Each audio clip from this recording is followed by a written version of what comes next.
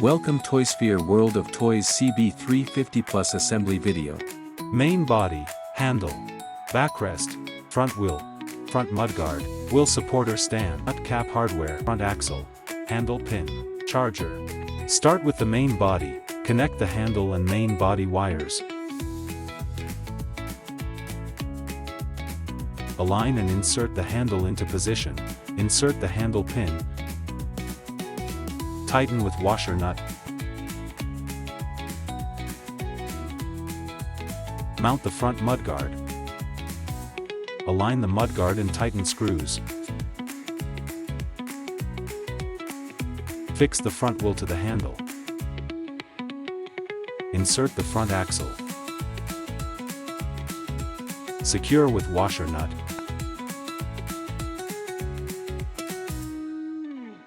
Add the nut caps on both sides. Attach the wheel supporter stand under the body. Fix in place with screws.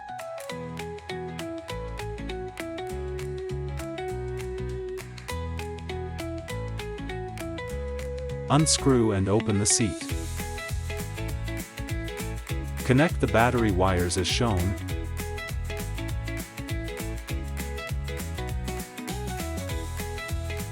Resecure the seat with screws.